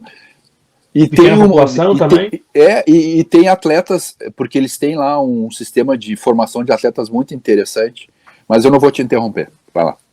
Não, mas eu ia falar nisso, até a gente cita muito o Vinícius Júnior, mas no próprio time a gente tem o exemplo uruguaio, que é o Valverde, que saiu muito cedo, foi para o Real Madrid, e lá também é figura importantíssima. Então, a gente estava num debate um dia, olhando esse cenário que me parece negativo no momento de categorias de base no Brasil, até no próprio classificatória para as Olimpíadas, a gente não conseguiu botar a seleção lá. Então a gente estava vendo esse problema, e eu levanto muito o problema da produção, porque para mim, eu cresci vendo os clubes brasileiros, e eu acho que o maior patrimônio do clube é o jovem, né? É o garoto da base que vai virar profissional, que a maior riqueza que um clube pode ter é essa. Se tu souber vender... É a nossa vantagem competitiva no cenário internacional. Total, porque a gente consegue produzir os atletas, e essa produção de atletas faz o clube ter uma renda alta. O Flamengo custo, não é só... Com baixo custo, né? Com baixo custo, inclusive. Total, o Flamengo e Palmeiras, que a gente sabe que tem um benefício televisivo e patrocínios maiores, mas não dá para tirar do balanço financeiro as vendas astronômicas que fizeram nos últimos anos. Então, o moleque chega no Flamengo, se profissionaliza, ele sai por 40 milhões de euros. O mesmo moleque se profissionaliza aqui, sai por 10, 15. Então, essa divisão, digamos que da mídia e da super coroação do jovem atleta que sai daqui e sai de lá, me assustava um pouco. Então a gente levantou um debate e tudo mais, se não era possível no Brasil, até para fortalecer mais as categorias de base, porque eu moro numa cidade que tem alguns clubes pequenos ao redor. A gente vê o Criciúma, aí tu vem em Tubarão, aqui tem Ercílio e Tubarão, tu vê clubes em Araranguá que já não tem mais nem profissionalismo e tudo mais, e são regiões que poderiam formar mais atletas, mas como não tem ânimo por se ter competições e se ter estrutura para isso, não se forma os atletas. Então a gente levantou aquela hipótese, poxa, será que o Brasil, por ser tão grande, porque a gente tem praticamente o continente europeu aqui dentro, então, pô, lá tem 200 mil campeonatos, tem francês, italiano, blá, blá, blá, e são países que são teoricamente pequenos. Será que aqui não era o momento da gente meio que regionalizar as ligas e separar um pouco isso? Porque não produz o suficiente. A gente tem 4 divisões, sendo 2 profissionais e 2 praticamente amadoras, porque a terceira e quarta divisão beiram uma calamidade no Brasil. Se tu vê um jogo da 4ª divisão inglesa, tem televisão transmitindo de excelência. E é um país pequeno. Se tu vê uma 4ª divisão no Brasil, tu tem pena do jogo. E não é pena porque o atleta é muito ruim, mas é pena porque a estrutura por trás do jogo é pífia. Então, levantando isso, será que a gente não tem espaço e tamanho? Óbvio, num cenário hipotético, num cenário imaginário, num cenário emocional, passional ao extremo. Será que a gente não tem tamanho para, de repente, ter 3 ou 4 divisões por cada região? Porque, na nossa teoria, se tu pega um sul do Brasil, a gente não estava nem naquela discussão, chegando naquele conceito de separar o Rio Grande do Sul. Era mais de, bom, se a gente pega o sul do Brasil e tem uma liga com 20 times, significa que, querendo ou não, regionalizar. Querendo ou não, a gente teria 20 times em primeira divisão. Teria um Caxias com mais estrutura, um Juventude sem medo de cair todo ano, um Criciúma com mais estrutura, porque grandes tem a Inter e Grêmio. Santa Catarina não tem o clube de exceção, é muito oscilante aqui. Um ano é o Avaí, um ano é o Criciúma, no outro ano é o Chapecoense, oscila muito. E teremos o Atlético Paranaense.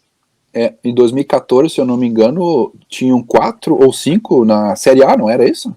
Eu acho que 5. Joinville, Figueirense, Avaí, tinha uma porrada de time. Mas eles oscilam muito aqui. Sim. E aí teria o Atlético Paranaense. Então a gente fala de uma região sul que hoje tem 3 clubes grandes, o Atlético Paranaense, Inter e Grêmio.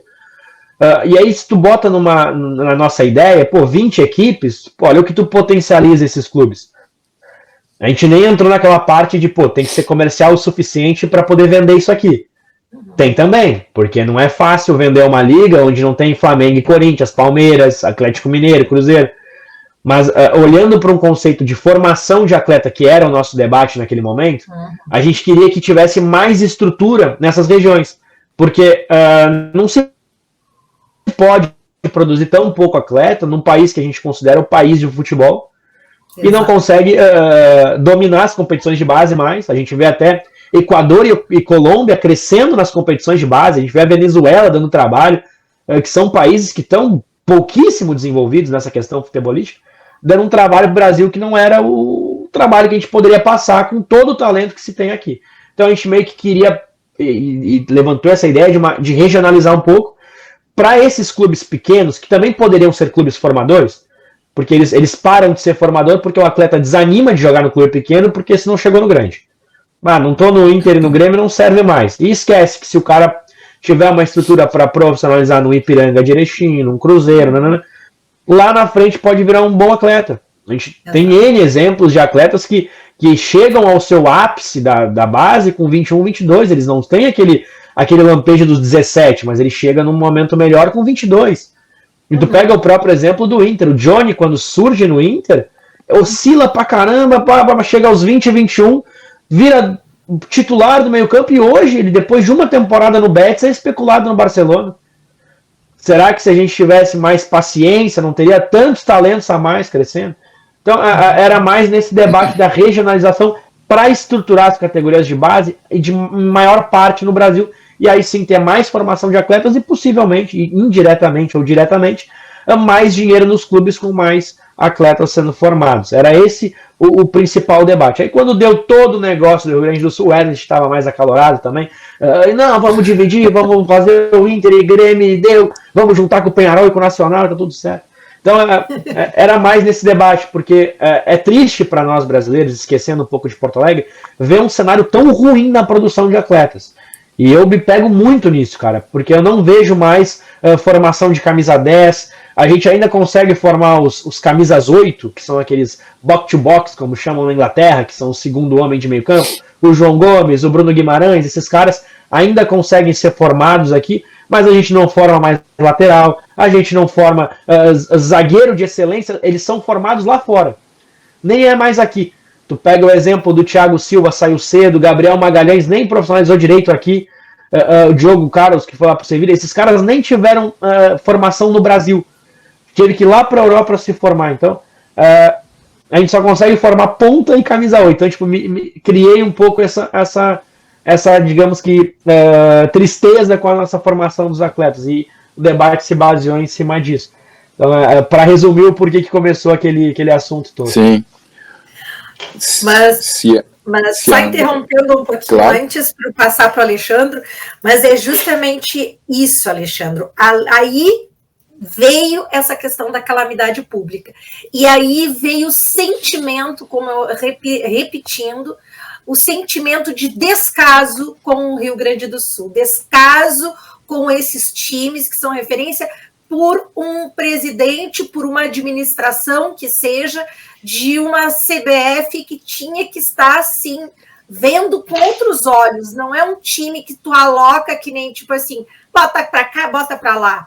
Qual é o resultado? E outra, como que esses jogadores, emocionalmente também, que nós nem estamos falando sobre isso, emocionalmente, que estavam na lida salvando vidas, vão jogar pensando financeiramente para manter a estrutura econômica do clube. Então, é muito delicado para um presidente tomar uma decisão como se fossem peças, joguetes, que você joga para cá, joga para lá e saem jogando como se fossem máquinas.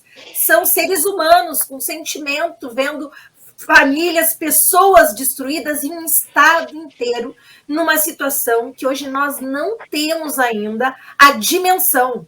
Nós estamos ainda, inclusive agora há pouco tivemos a vereadora Cláudia Araújo falando da situação. Nós estamos ainda passando por um problema sério, ainda de recursos do governo federal chegando de verdade para o Rio Grande do Sul para a coisa poder se estabilizar.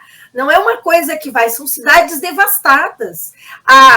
O centro da capital do estado está destruído. Essas empresas precisam voltar. Como é que um presidente atua? Qual é a legalidade, como tu acabaste de colocar? Ele tinha que estar executando procedimentos legais. No mínimo, uma assembleia para pensar junto com esses líderes, esses representantes, na questão que vai movimentar e vai realmente prejudicar um Estado que já está destruído. Coloco aí a tua fala, Alexandre, porque esse é o sentimento que me comove nesse descaso com o nosso Rio Grande do Sul. Por isso que há essa participação especial da Andrea. Ela é a primeira que levantou esse aspecto fundamental de um atleta, o mental. A característica, muitos especialistas hoje, o Fausto deve acompanhar isso, estão trabalhando em cima desses, entre aspas, excepcionais. Eles têm hoje as tais de mentoria, porque é um menino, como o Fausto frisou constantemente, é um menino que nós, sabidamente, temos não digo que familiaridade ou a normalidade, mas a origem desses meninos geralmente é de seio familiar não muito estruturado. Então é um menino que começa a ser o apoio, o arrimo de uma família. Esse é o ponto de partida. E o Fausto, ele trouxe muitas questões que, André, eu vou até te provocar, que podem gerar debates das mais variadas ordens, que é a formação esportiva no Brasil. A formação esportiva, e se nós pegarmos apenas o futebol, já é um assunto extremamente complexo. Se nós ainda abrangermos as outras modalidades, aí a situação fica, além de complexa, crítica. Mas se nós, que é o objetivo aqui, falamos do futebol, o Fausto trouxe um aspecto, que é da estrutura. O segundo aspecto, que é da, digamos que do objeto ou do objetivo desse clube, que tem o selo de clube formador. Não devemos esquecer isso. Dos quase 800 clubes filiados ou registrados na CBF, temos apenas 49. É a última atualização que eu verifiquei. 49, ou seja, menos de 50 clubes com selo de certificação de clube formador. Ou seja, apenas 49 clubes nesse universo de 800 clubes, 780 e alguma coisa, tem a oficialidade da CBF de ser um clube formador. Todos os outros, por razões diversas, porque é um critério de seleção, que o clube deve ser submetido a uma vistoria, etc, etc. Não tem a estrutura mínima, que é o que o Fausto frisou, de forma contundente e apropriada, que é o básico, para você proporcionar uma formação esportiva, que ela deve estar intimamente não, umbilicalmente ligada à formação de um cidadão. Muitas famílias simplesmente entregam os seus filhos a clubes. E os clubes, a partir de então, começam a exercer de forma indireta, porque não é legal, de forma costumeira, o pátrio poder daquele menino.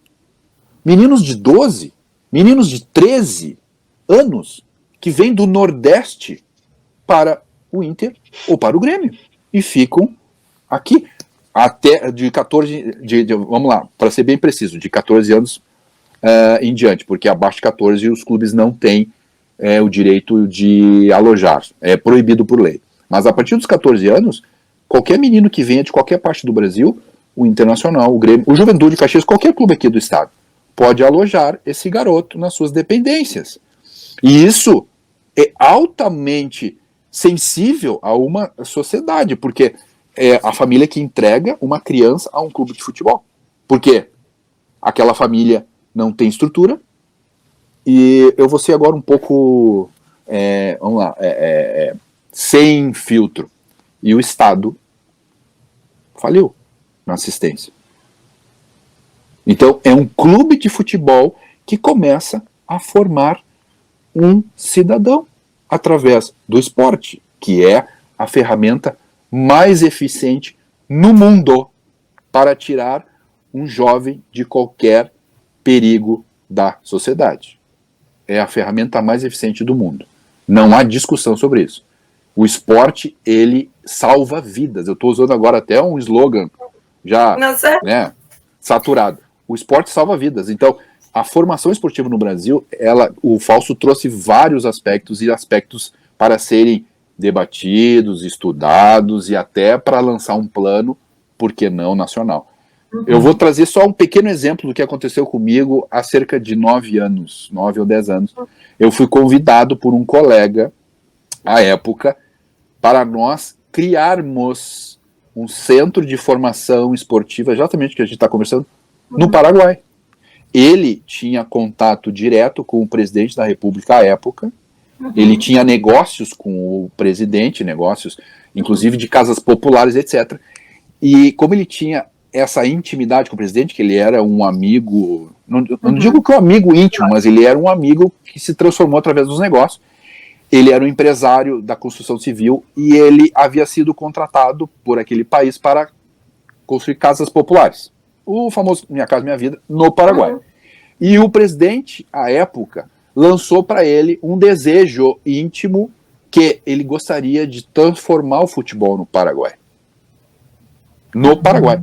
Então, ele lançou esse desafio a esse cidadão, e esse cidadão me convidou à época, nós éramos colegas do curso de especialização em Direito Desportivo, aí que surgiu essa ligação, e ele me convidou para nós reformularmos tudo, inclusive criar um centro de formação nacional, teria um cuidado especial com a seleção do Paraguai, nós teríamos um cuidado especial com todos os clubes no sentido da formação esportiva, porque, Fausto, o Uruguai e o Paraguai são países pequenos, mas que incomodam, né? Incomodam. Sim. Né? Pela sua proporção geográfica, eles incomodam.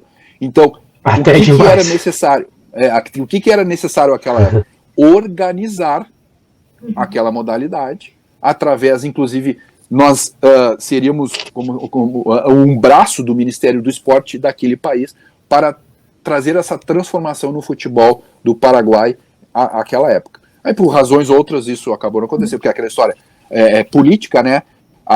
Muitas vezes a política de Estado não prevalece porque é daquela pessoa específica, aí aquela pessoa sai de cena e essa política não é levada adiante. Então, pode haver sim isto de uma reestruturação, de uma transformação. Vamos pegar o futebol no que diz respeito à formação esportiva. Instrumentos legais nós temos uma entidade que tem esse sistema de credenciamento de clube formador.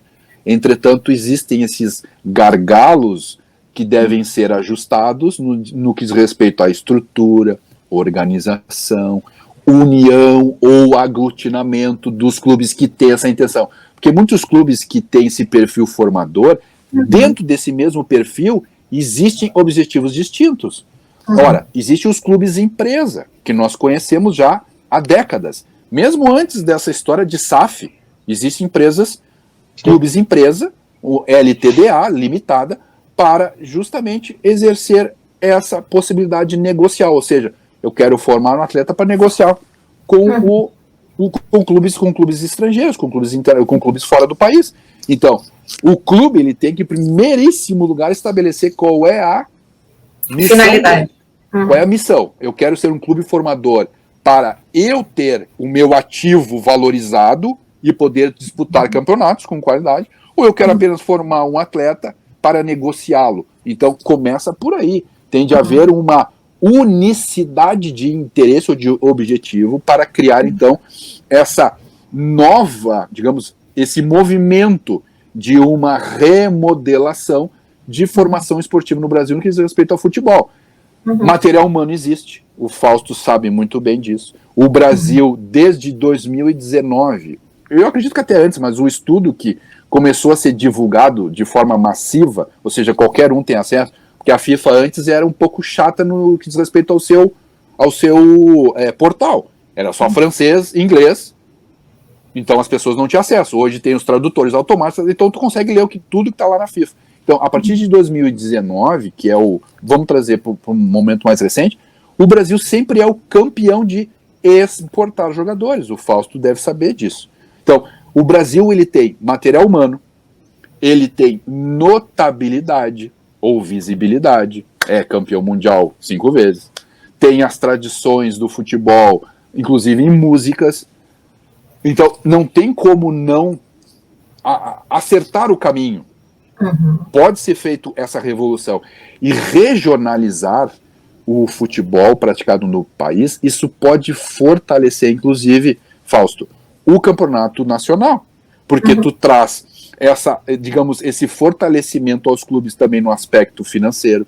Essa ideia que vocês tiveram de criar uma liga internacional, agora eu vou dar um caminhozinho, ou digamos, um pulinho do gato, bem simples. A liga que for instituída, por exemplo, com essa ideia, ela não depende exclusivamente da CBF ou aqui da Federação Regional. Ela se constitui, ela apenas necessita de uma chancela para a sua existência jurídica e ela pode tratar diretamente com a FIFA. Diretamente com a FIFA. Basta ela ter legitimidade e uma constituição chancelada. E trata diretamente com a FIFA para criar ligas com nacionalidades diferentes. Não é complexo isso. Então, é diretamente com a FIFA. Por quê? Porque esses clubes que intencionam criar a liga, eles são filiados à FIFA. O elo do clube, do Internacional, do Juventude, do Caxias, ele está lá na ponta com a FIFA. É um canal ininterrupto de ligação técnica, ou seja, as regras do jogo, ligação administrativa, ou seja, o modelo do negócio, e ligação legal, a famosa justiça desportiva. Então, a liga criada por esses clubes, ela tem a sua legitimidade, ela deve ser constituída, evidentemente, legalmente, adquire legalidade, e a chancela da federação, por exemplo, das federações que, digamos que, serão as entidades dos clubes interessados. Digamos que surjam clubes da Argentina, surjam clubes do Paraguai, surjam clubes da Colômbia, etc. Esta liga, evidentemente, terá de buscar a chancela de todas essas associações. A partir disso, ela entra em ligação direta com a FIFA para tratar da promoção do campeonato. Ela gera a partir disso a sua autonomia, autogestão. Aí, no que diz respeito à independência financeira, aí é outra questão que ela vai ter que criar, né, receitas, recursos para ela se autossustentar. Mas é viável, está no Estatuto da FIFA, está na lei brasileira, ou seja, instrumentos legais existem e é possível. Isso não é ilegal, muito menos amoral. Então, e aí te pergunto, Alexandre, se essa liga também entraria na possibilidade de buscar recurso federal para o esporte. Por quê? Vou dar um exemplo. Existe muito recurso próprio federal no país que essa liga poderia também se alimentar para se manter, além dos patrocínios, de outros recursos. Juridicamente, existiria a possibilidade jurídica de buscar recurso federal para o esporte nesse tipo de liga? O Ministério do Esporte ele tem alguns canais, evidentemente, para angariar recursos, tanto pela sociedade civil, organizações, entidades privadas e os clubes e federações. Certo? Existem os mecanismos. O mais conhecido dele é a lei de incentivo ao esporte, certo? Que, como um exemplo específico, o próprio São Paulo, o CT de Cotia, o Fausto deve conhecer, ele foi construído todo com lei de incentivo. Não foi São Paulo que pagou.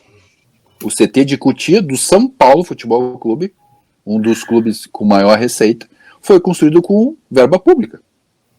Ou seja, não há impedimento nenhum. Muito menos um clube deve ter constrangimento de buscar recursos junto ao poder público. O poder público, afinal, está lá previsto. No artigo, está na Constituição Federal e está na lei geral. O poder público ele deve fomentar a prática esportiva profissional e não profissional. Evidentemente que tem caminhos que aí sim demanda um estudo, demanda um especialista, demanda um técnico para buscar esse recurso. Mas existe a possibilidade sim. Eu citei uma alternativa, ou uma ferramenta que é a Lei de Incentivo ao Esporte. Apenas fazendo uma ressalva.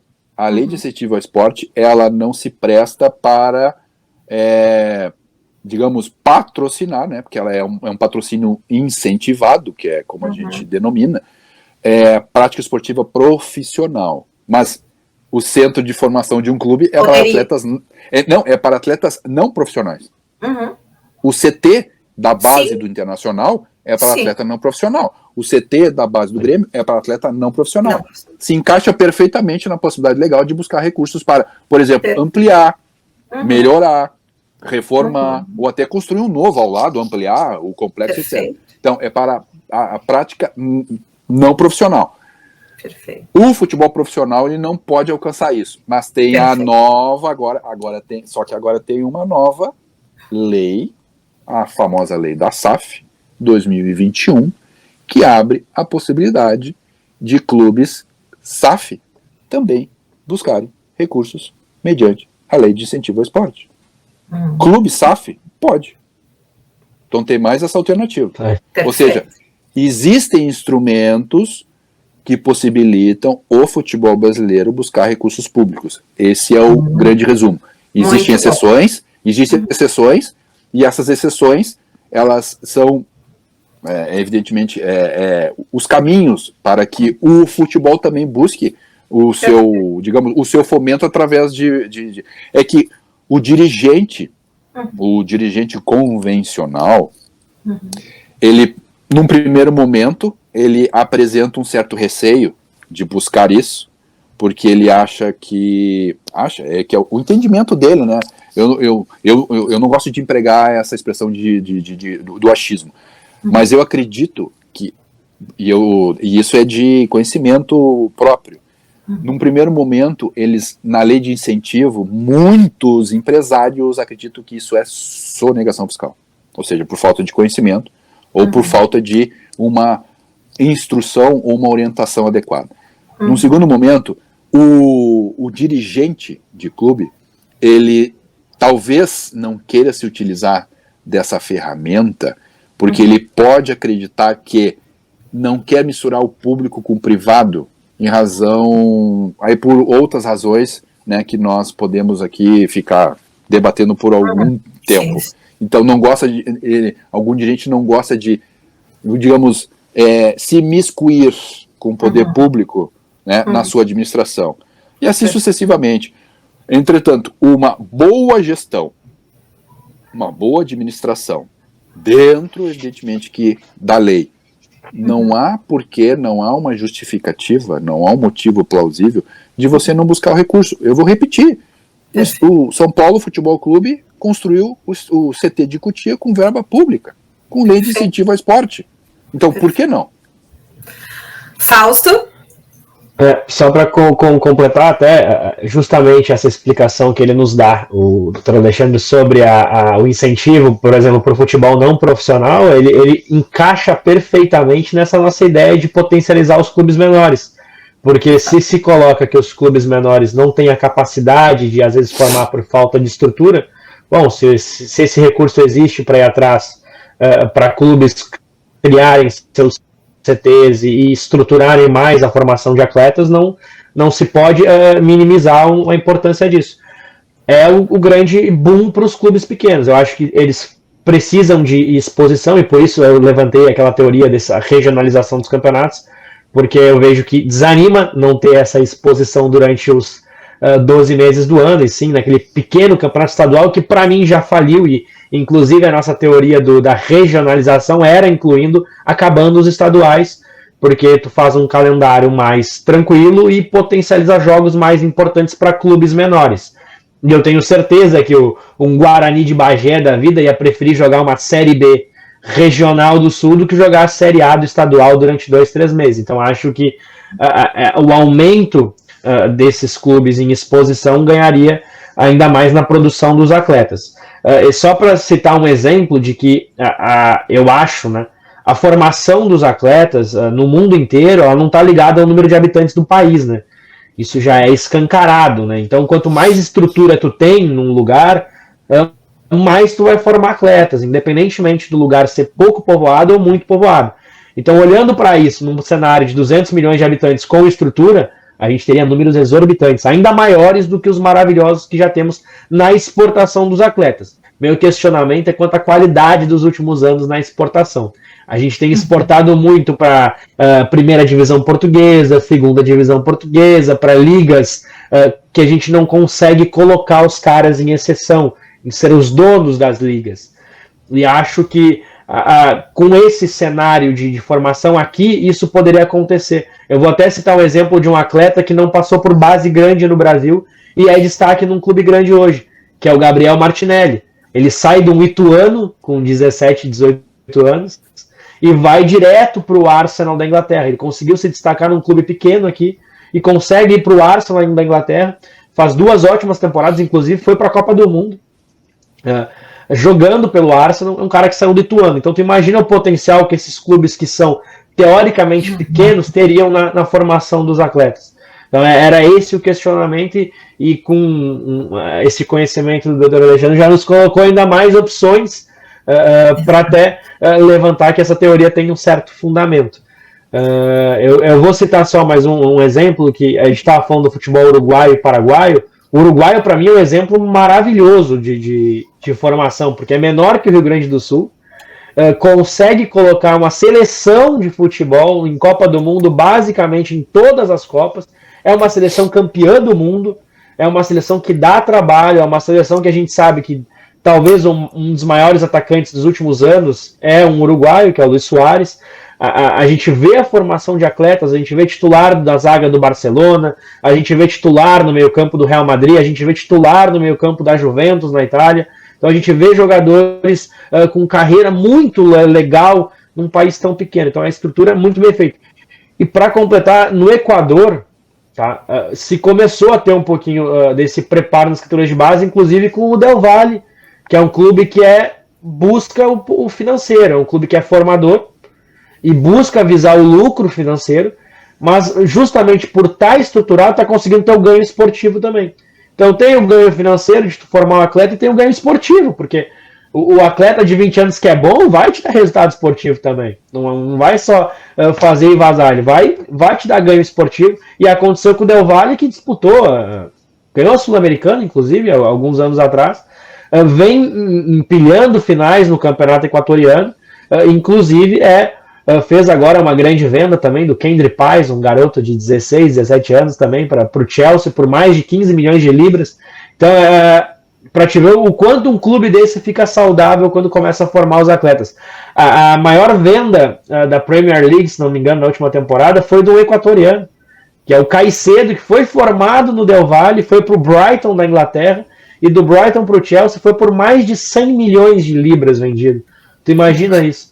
Então olha o potencial que o atleta faz do clube receber. Então o clube está esbanjando grana no Equador e em nenhum momento tu vê esse time, vou trazer um medalhão com salário alto, vou não sei o que. Pelo contrário, o time é feito para formar atletas. Então acho que, como o Alexandre falou muito bem, o clube tem que colocar o que ele quer.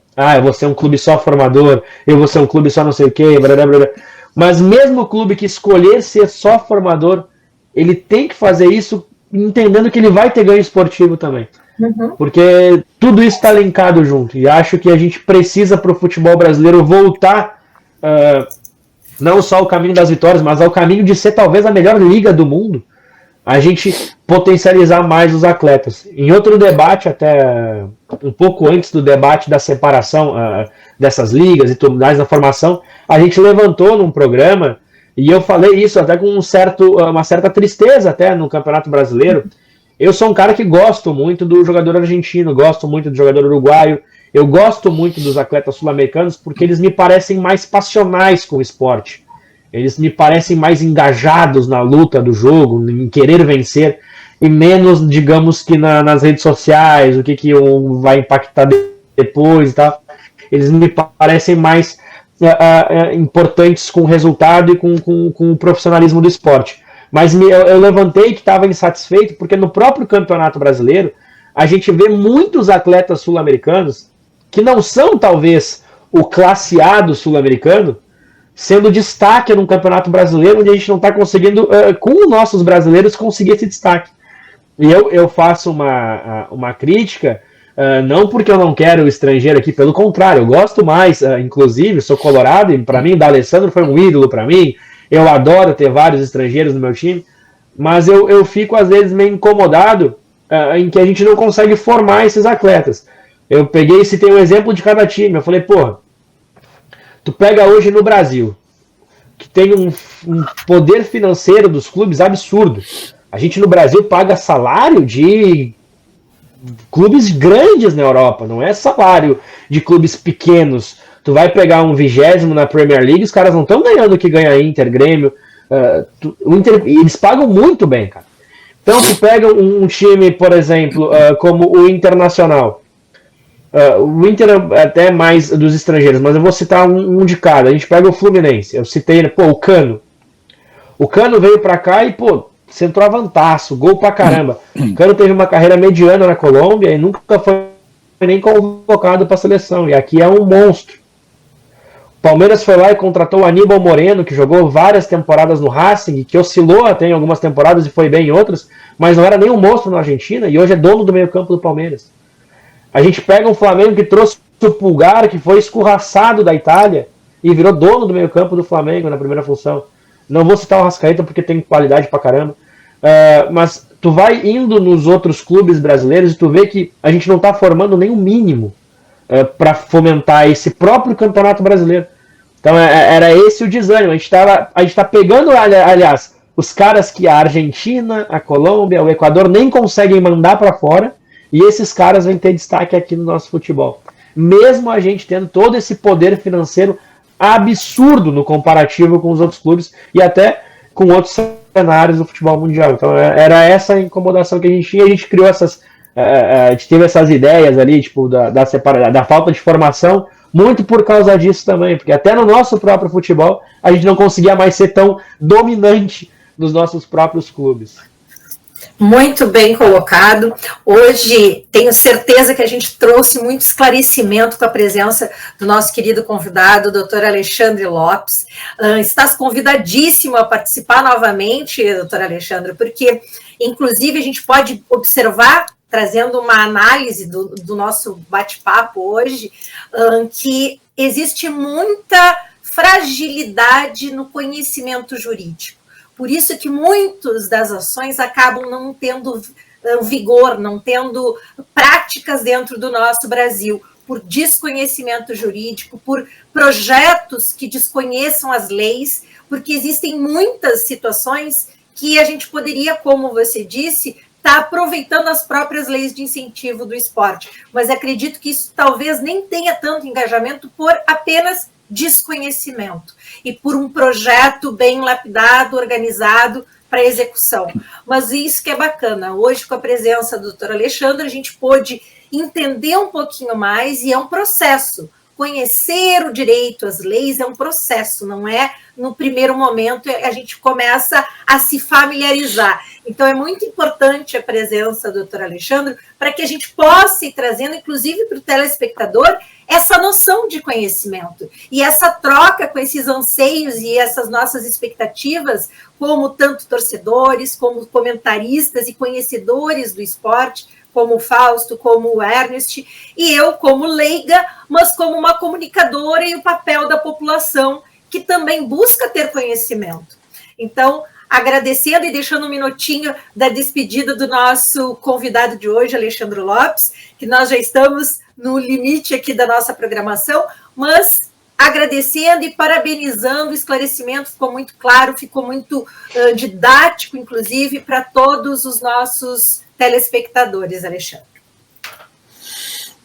Eu quero agradecer imensamente pelo convite, Andréa. É realmente uma satisfação conversar contigo e agora com o Fausto. Agradeço pela participação do Fausto, foi extremamente dinâmica a nossa conversa. Percebo que ele também é não digo que um fanático, mas um apaixonado pelo futebol, e no esporte isso é fundamental, não há como nós fugirmos, né, desse sentimento, qualquer modalidade esportiva, inclusive, e eu espero que a minha intenção, melhor dizendo, foi a de trazer informações da forma mais clara possível, e evidentemente que ter a esperança, né, que nós consigamos, enquanto Estado do Rio Grande do Sul, sair dessa situação, que todos nós estejamos unidos a partir desse evento, que nós consigamos unir nossas forças, empenhar em esforços, inteligência, criatividade e solidariedade. É a palavra que me vem à tona para transmitir a todos uma ótima semana. E, mais uma vez, agradeço pelo convite. E, Fausto, se tu quiseres também promover algum outro tema, estou à tua disposição. Perfeito. Com Fausto, certeza teremos mais algumas dúvidas nos próximos programas. Fausto, contigo, a despedida do nosso telespectador. Bom, desejar uma ótima terça-feira a todos. Foi uma honra participar do programa com o Dr. Alexandre e contigo também, André. Nos esclareceu muitas coisas, né, e nos deixou ainda mais esperançosos com algumas das ideias. Acho que a gente pode aumentar os debates, inclusive já fica um convite da minha parte também para o Dr. Alexandre. Num programa, quem sabe, que o Ernest consiga participar também. Acho que a gente consegue ainda deixar mais, esclarecer ainda mais dúvidas também que o nosso outro comentarista possa vir a ter. E desejar uma ótima terça. Foi mais uma vez um grande prazer fazer esse programa. E nos vemos aí na quinta-feira para comentar sobre o que aconteceu nessa meio de semana de Copa do Brasil também. E projetar já, quem sabe, o retorno da dupla Grenal para os próximos jogos de competições internacionais. Então me despeço com um grande abraço a todos e nos vemos aí na quinta-feira. Muito bom. Agradecendo novamente a presença do Dr. Alexandre Lopes aqui, enriquecendo o nosso bate-papo aqui com o esporte, inclusive trazendo informação para o nosso telespectador e conhecimento jurídico. Obrigado, Fausto, nosso comentarista, sempre agraciando a sua alegria e conhecimento aqui para o nosso telespectador. Nós vamos para um breve comercial e já voltamos com o Clima Tempo. Quero agradecer antes, inclusive, falar aqui com o nosso convidado e o comentarista, que, inclusive, é um tema que nós vamos, a GTV, o Jornal AG News, o AG Esportes, vai realmente se empenhar para esse tema que hoje foi abordado. Inclusive, quero colocar aqui para os nossos telespectadores que nós vamos, após o jornal, transmitir a conferência que aconteceu na Itália, direto da Câmara de Deputados da Itália, na semana passada, no dia 6 de maio, onde a GTV está junto num projeto de turismo del Radicchi. Foi apresentado na Câmara Oficial e nós muito orgulhosos que a GTV também está engajada com a questão do turismo, da questão cultural, da nossa grande Itália, das nossas raízes, dos nossos avós e bisavós. Então, nós estaremos aqui atuando bastante também e, quem sabe, nós podemos, inclusive, fortalecer a questão do esporte também nesse trabalho, pois a comunicação ela é fundamental para que se conecte também, né?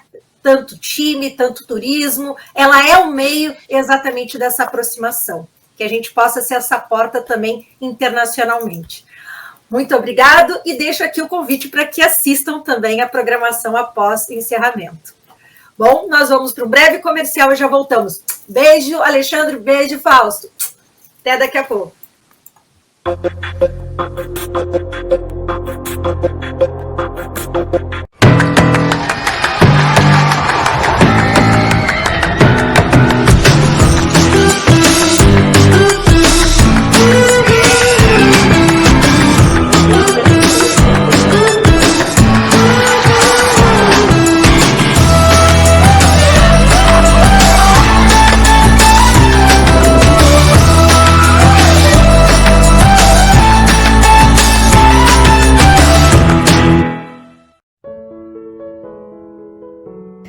Venha conhecer o consultório da doutora Roberta Capper.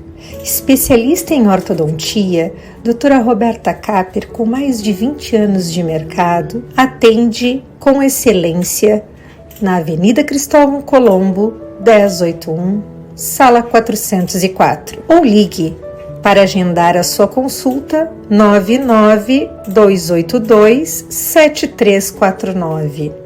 Doutora Roberta Capper, especialista em ortodontia, uma especialista top doctor em Invisalign. Você que sonha com um aparelho de alta tecnologia Invisalign, aqui com a doutora Roberta Capper é possível. entre em contato e agende a sua avaliação.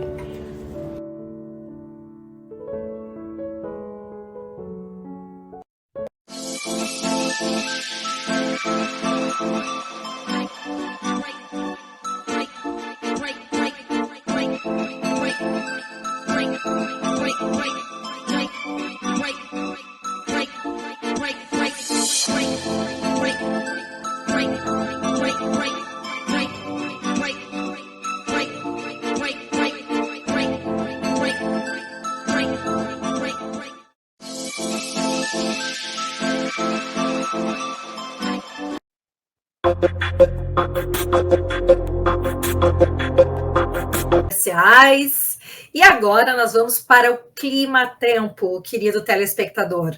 Muito bacana, hoje o jornal ele trouxe bastante esclarecimento para nosso querido telespectador, para o apaixonado pelo esporte e também apaixonado da nossa dupla Grenal, pois a gente percebe que existe sim uma falha, inclusive jurídica, dos procedimentos que estão acontecendo no nosso Campeonato Brasileiro. Mas vamos deixar isso para a entidade, a organização, que espero que tenha um pouco de comoção na sua conduta para daqui para frente lidar com a situação que se instaura aqui no nosso estado do Rio Grande do Sul. Bom, então vamos para o clima-tempo, ver o que nós podemos prever aqui para essa semana. Vamos torcer que a chuva não retorne, porque nós precisamos, sim, restabelecer o equilíbrio com a baixa do Rio Guaíba. Então, nós temos aqui uma Porto Alegre com 22 graus nesta terça-feira, 22 graus em Santo Ângelo, 17 Uruguaiana e 15 Bagé.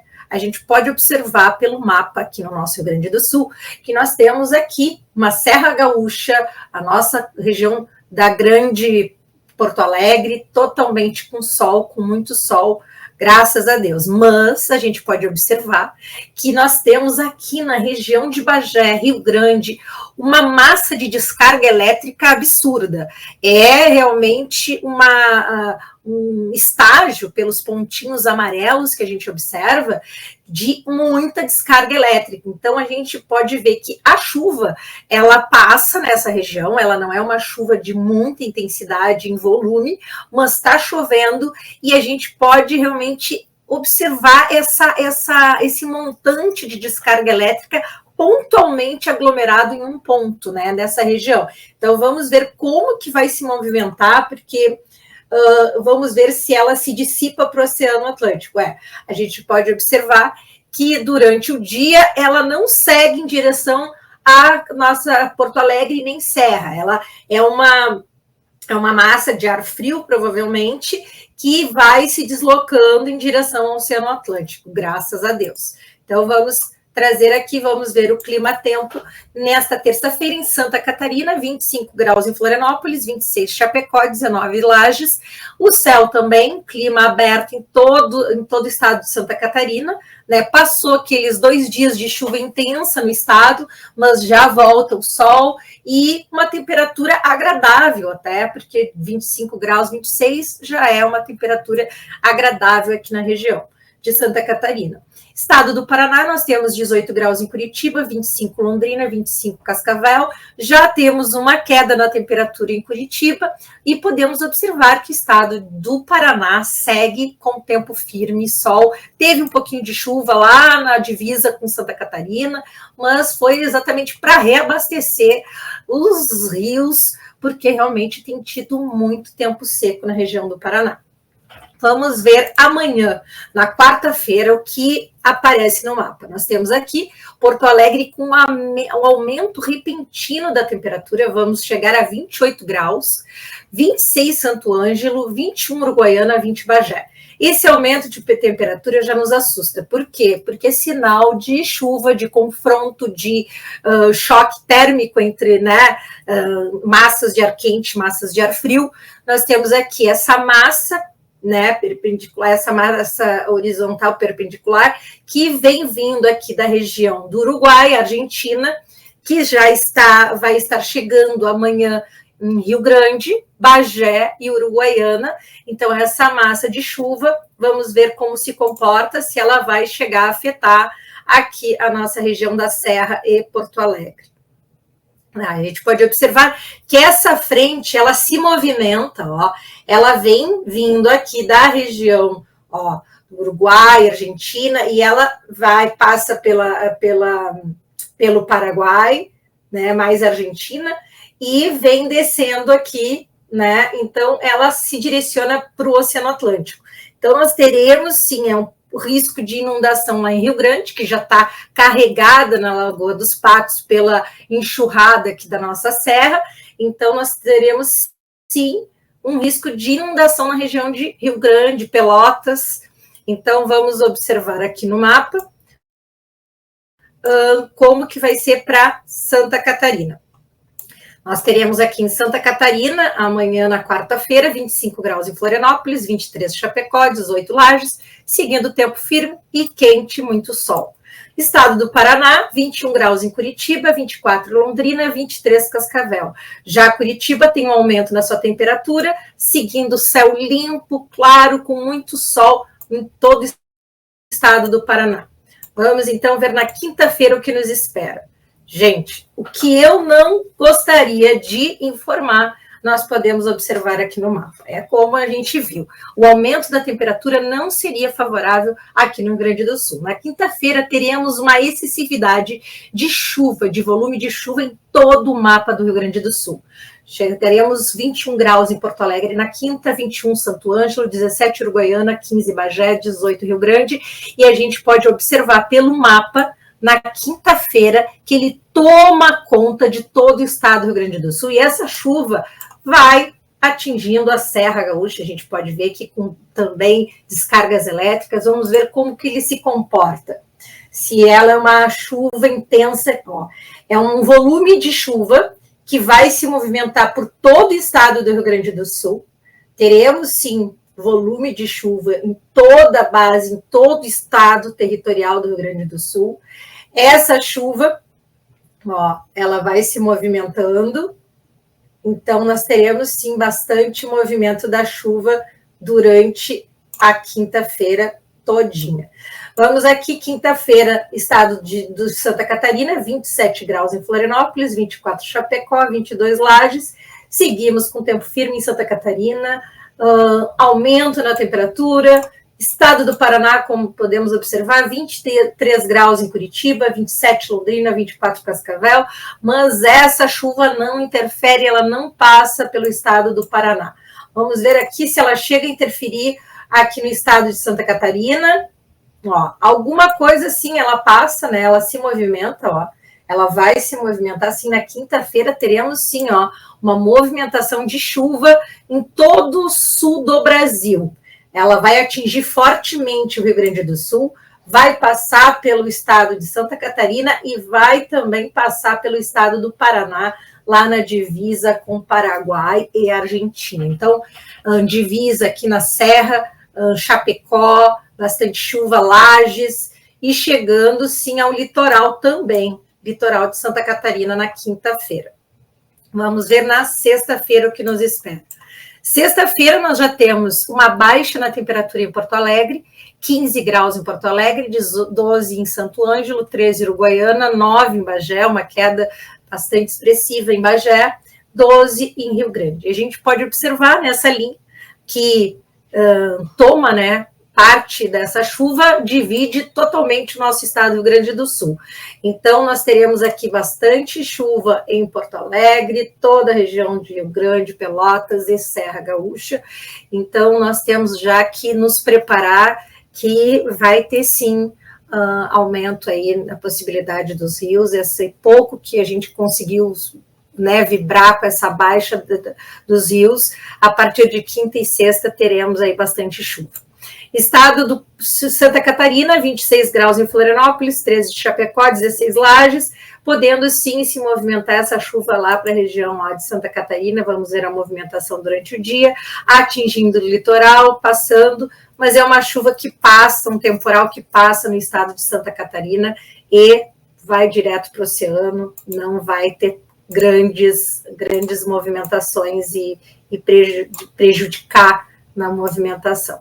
Vamos ver aqui, Estado do Paraná, teremos sexta-feira 20 graus em Curitiba, 20 em Londrina, 15 em Cascavel, e a gente pode observar que essa massa de chuva, ela passa, né, ela veio aqui do sul, e ela passa à frente, ela passa por Curitiba, né, essa frente, e por Curitiba, passa pelo estado do Paraná e vai atingir São Paulo. Então, essa frente de chuva, ela vem se movimentando, vamos observar a movimentação, com o mapa, né, mais ativo, ela vai atingir Rio Grande do Sul, Santa Catarina e estado do Paraná por completo. Vai chover nesta sexta-feira. Uma movimentação de chuva durante o dia, né, durante a manhã, e ela se estende. Então, não é uma chuva que estaciona, que vai prejudicar, mas nós temos aqui uma questão que é preocupante. Temos chuva novamente no nosso estado do Rio Grande do Sul,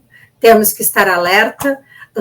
As pessoas que estão aí pensando em retornar para casa, não é o momento, a gente pode se surpreender com essa chuva novamente. Precisamos estar atentos à Defesa Civil, ao Instagram da Prefeitura de Porto Alegre, e estar acompanhando os informativos, muito importante nesse momento. Bom, nós estamos encerrando mais um Jornal AG News, agradecendo a participação de todos nesta terça-feira, informando que hoje às 20 horas teremos novamente o nosso jornal aqui na programação, e também teremos o nosso jornal novamente ao vivo, quinta-feira, ao meio-dia. Então, convidamos que você fique aqui na programação e assista agora a grande conferência que aconteceu na Câmara de Deputados da Itália, desse grande projeto, a apresentação do projeto Turismo del Radici. É um projeto desenvolvido também pelo Departamento de Desenvolvimento e Cooperação Itália-Brasil, presidido pelo presidente, professor Raffaele Palumbo, que presidiu a apresentação deste projeto e faz parte da formação e execução desse projeto. E nós, orgulhosos, estamos com a GTV, com a programação, pois estaremos fazendo parte, estamos juntos nessa conexão de Itália e Brasil para incentivar o turismo na nossa região. Então, um beijo grande, uma boa terça-feira para todos e logo estaremos aqui juntos. Fique aqui e continue a acompanhar a nossa programação da GTV. Obrigada.